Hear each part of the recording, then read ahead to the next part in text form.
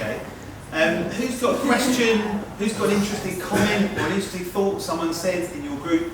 Why don't you share it? It'd be nice to hear. Questions or comments? It's the point about going through the door or something coming through the door.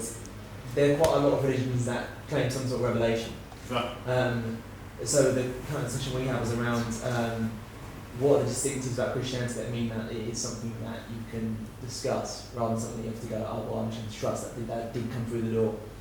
Right. In that sense. So like, whereas those sorts of things that you said that were convincing about Christianity, and the miracles, Jesus' claims, but Old Testament prophecy, revelation, and then like actually resurrection ultimately. There's things between that and something like Hinduism, which also claims that God came and walked. And so what we're trying to do, isn't it? We're trying to work out. I mean, and this is the honest inquiry, isn't it? You're looking into it again. Does that make sense? Does that sound like the one that came through the door that's the real deal, or does it not? And that's what we do when we're looking at what's true. And that's a really good thing to look for. I think what people tend to do is go, oh, I'm not going to think about any of it, so I'll just assume they're all different parts of the same mountain. That's the lazy option. What is the real truth? What's the one that comes to the door? Or maybe none of them. Yeah, so you look into the atheist option as well. I think that's the honest inquiry, yeah. Is that what you were thinking? Yeah.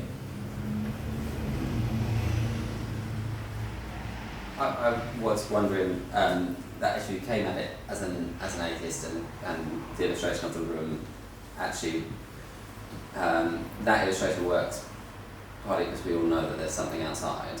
Okay. And so already our minds are bigger than there's this room. But actually if all the evidence of my life is that there's a room, and actually I don't believe there's a door, why would people ever think that there was something more in this room? So that's why one of the options was you open it and this is a brick wall. So that was the atheist option. So actually the door is a faux door. It's not really, it's going nowhere. There's nothing outside of our universe. And so I mean that's one of the options. You have to when we're debating it, is it Green Goblins or Purple Giants, or is it a brick wall? We're trying to work out which of those is true, aren't we? And I'm saying that the difference that Christianity makes is that there's a bloke who claims to have come in, who's got an answer. And so we look at that guy and we think, is this valid? Is he the guy with the answer? Or is he just another nutter with another idea about Green Goblins? But then there are lots of other religions that also claim that God has come to earth. Exactly. And so you evaluate that. Well, they don't, like Hare Krishna. Okay. Okay. So you evaluate it. Yeah. You weigh it up and you look at what they said and whether they were, as a person, the right kind of character, did the right kind of things. Absolutely right.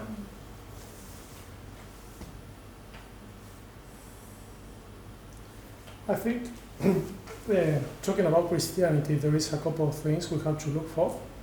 One is the Bible, which is very important, and not the other religions got that.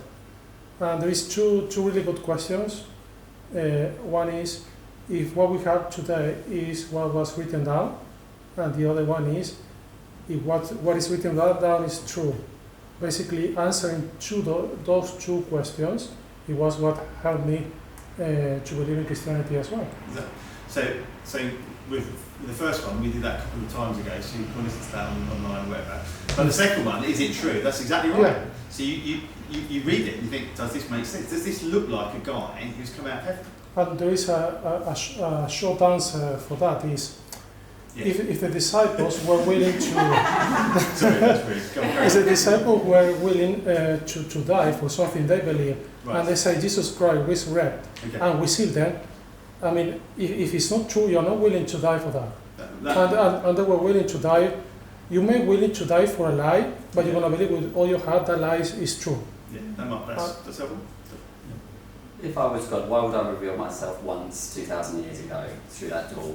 What about everybody who's come after, who's had to rely on, well, I was there 2,000 years ago, knives or it doesn't feel like the most efficient way to tell lots of people that there is something outside the room. Well, on the one hand, you've got to reckon with who is Jesus. I mean, I know I keep saying and repeating myself, but the guy did the most extraordinary things, said the most extraordinary things. So he does stand out from the crowd. I mean, there is no one anywhere vaguely close to the guy. Either this is the most ridiculous pack of lies, or the guy's amazing.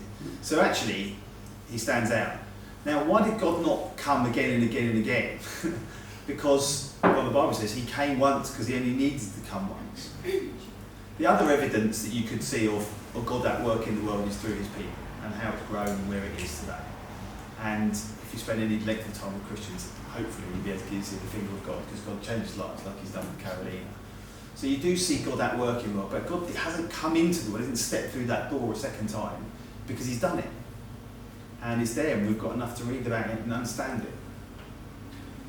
A couple other things along with that too is it's not as though he was silent up until Jesus came. Yep. I mean, he all throughout history, Yep. the history of humankind, he has spoken Yep.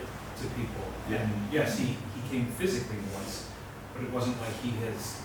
has left us in the dark apart from that. Yeah. And the other thing is, if the Christian message is true, that we've essentially shoved God aside and told him we don't need you, he doesn't owe it to us to have even stepped into the room. Well, fair enough. Yeah. The other thing, of course, the Bible says that he's going to step back in the room. And when he does, that'll be the last thing that happens before he transforms the world, before he transforms the room. Redecorates it quite significantly. So he will come again. That's the other thing he says. What I'm trying to do in this whole thing is to focus the mind and go, okay, right, so here's a guy who says, I've come into the room. Is this guy the real king, or is it a load of nonsense? So I'm going to read it with open mind, and I'm going to pray about it. God, if this is the real thing, help me understand, and see what happens. Right, I'm going to stop there, so you can talk. I'll hand over to Sam and Vicky. I think we're just going to sing, yeah?